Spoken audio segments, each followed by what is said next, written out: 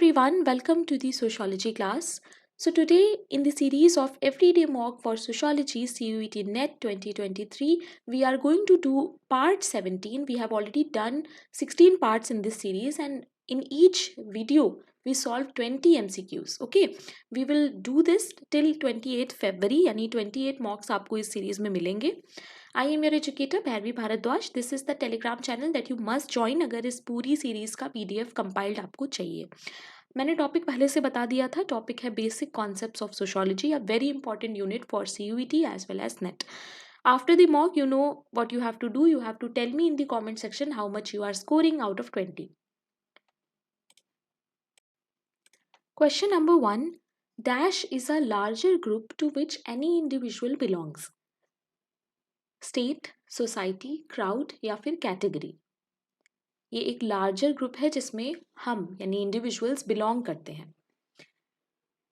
What would be the perfect answer? कुछ भी हो सकता है, सारे ही लार्ज ग्रुप की बात है यहाँ पे, बट क्या होगा as a sociology student? The correct answer is B, society. Question number 2. Role is the sum total of the culture patterns associated with a particular status. किसने रोल को sum total of culture patterns बोला था? Ogburn, Merton, Cooley या फिर Linton? The correct answer is D, that is Linton. Question number 3.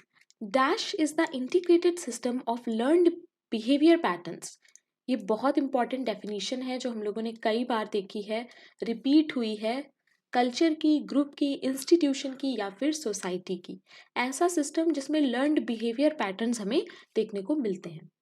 ऐसा behaviour जो हम सीखते हैं. अब इससे ज़्यादा मैं नहीं हिंदी में एक्सप्लेन कर सकती हूँ. The correct answer is A, that is culture.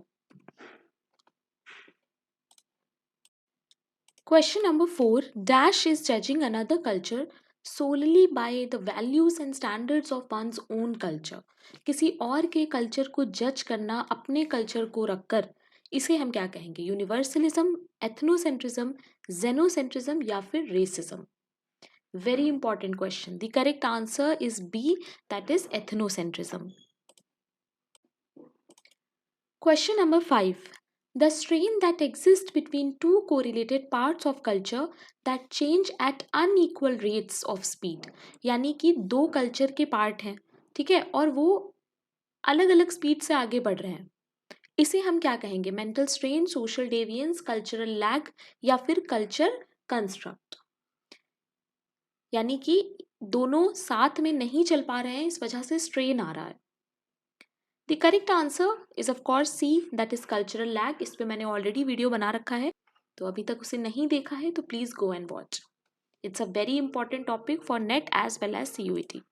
Question number 6.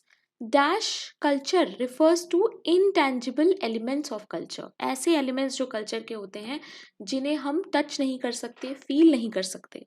ये किस में आएंगे? मटीरियल में, नॉन मटीरियल, एक्सप्लिसिट या फिर मास culture?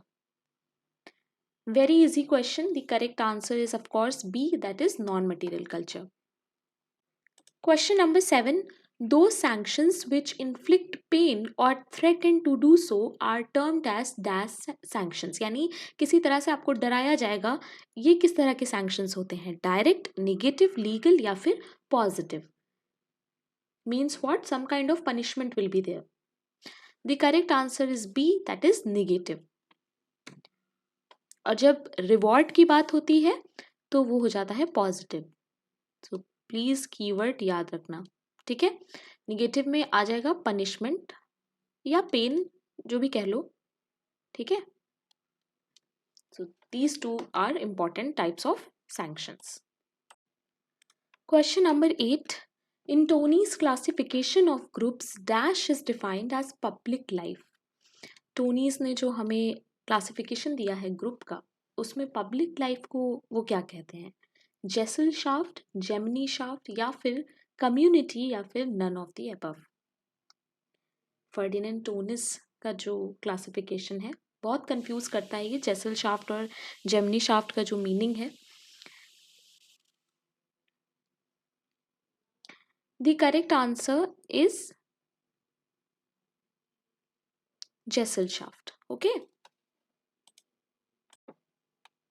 Question number 9. Gemini shaft is translated into English as what? अब यहाँ पर Gemini shaft का आपको बताना है. Association, community, corporation and institution. So अभी हमने Gesellschaft किया है तो अब आसान हो गया होगा ये question. The correct answer is B, that is community. याद रखना Gesellschaft को उन्होंने society कहा था और Gemini shaft को उन्होंने community कहा था. Okay. Question number 10. According to Talcott Parsons, all the unit of social structure are what? Talcott Parson ने social structure के सारे units को क्या कहा था? Concrete, tangible, abstract या फिर explicit? The correct answer will be C, that is abstract. Question number 11. Who classified groups into in-group and out-group? In-group और out-group हमें किसने दिया है? टोनीस, कूले, वुमांस या फिर सुमनर? The correct answer is D, that is Sumner.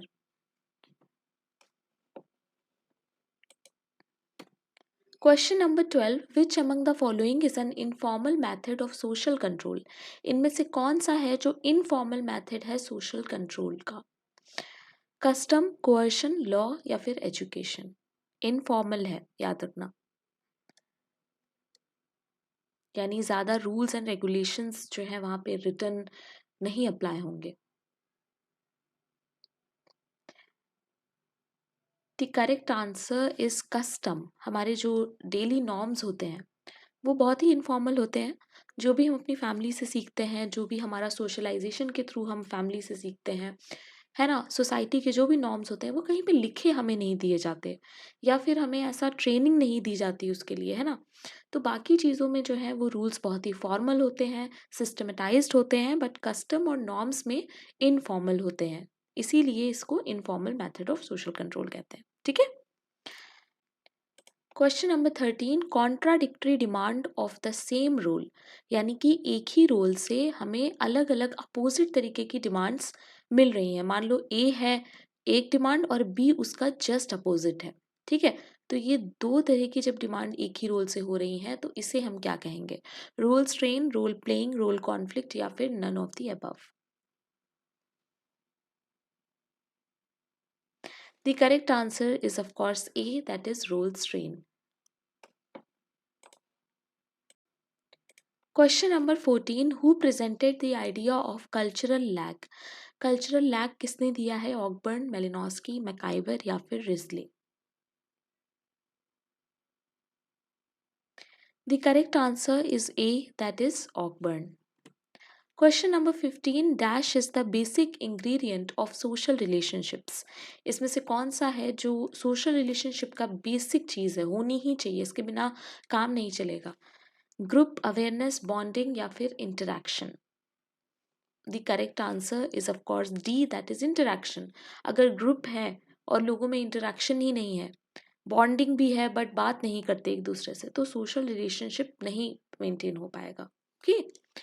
Question number 16. The most important status a person occupies, the one that defines a person social identity. यानी कि जो मेन आपका स्टेटस होता है जिसके बेसिस पे सब आपको जानते हैं, उस स्टेटस को हम क्या कहते हैं? Ascribed status, master status, social status या फिर अचीव्ड स्टेटस? मैंने रोल और स्टेटस पे ऑलरेडी एक मॉक ले रखा है, उसमें ये सारी चीज़ें क्लियर हो गई थी. किसने दिया है ये कॉन्सेप्ट, ये भी आपको बताना है. The correct answer is B, that is your master status. Master status means वो स्टेटस जिससे कि आपकी सोशल आइडेंटिटी है, यानी कि सब लोग आपको उसी स्टेटस से जानते हैं. ठीक है, रिकॉग्नाइज करते हैं. Question number 17. Who authored the book the psychology of social norms? The psychology of social norms किसकी बुक है? Robert Busted, MF. निमकॉफ या फिर मुजफ्फर शरीफ या फिर ऑकबर्न? The correct answer is C, that is Muzaffar Sharif. Question number 18. Hypogamy is known as what? मैंने already ये सारे ही मॉक्स में पहले क्वेश्चंस दिए हैं इस तरह के, थोड़ा घुमा फिरा के, बट मैंने बताया है उसमें। तो हाइपोगैमी क्या होता है? प्रतिलोमा, बायगैमी, अनुलोमा या फिर monogamy? Very important terms. The correct answer is A, that is pratiloma. Question number 19, intercaste marriage is an example of what? Intercaste marriage को हम क्या बोल सकते हैं? एक्सोगैमस, पॉलीगैमी, एंडोगैमस या फिर polyandry? The correct answer is A, that is exogamy. Question number 20 and the last question of the day. What is the meaning if lever in the term levirate? अच्छा, ये ऑफ है, तो लेविर का मतलब आपको बताना है। इस वर्ड में जो ये आ रहा है लेविरेट, सीधे सीधे लेविरेट का ही मतलब बताना है। Brother in law, sister, husband's brother या फिर mother? The correct answer is of course C, that is husband's brother. So that's all for today. Let me know in the comment section how much you are scoring out of 20. So don't forget to join my channel if you are a sociology student. Channel को subscribe कर लो, क्योंकि सारा ही जो material है वो sociology related है। Playlist में जाके अपने अकॉर्डिंग देख लो, जो भी काम का हो उसे देख के पढ़ना स्टार्ट कर दो। And this is the Telegram channel, जो कि जल्दी से जल्दी ज्वाइन कर लो, क्योंकि टेलीग्राम पे ही इस MCQ का कंपाइलेशन मिलेगा। ये मेरा पर्सनल टेलीग्राम है, अगर कोई भी डाउट होता है तो मुझसे यहाँ पे पूछ सकते हो। मिलते हैं कल से 3 मॉक जो होने वाले हैं वो रिसर्च मैथोडोलॉजी से होंगे, क्योंकि वो काफ़ी इंपॉर्टेंट यूनिट है। So that's it for today guys, keep learning.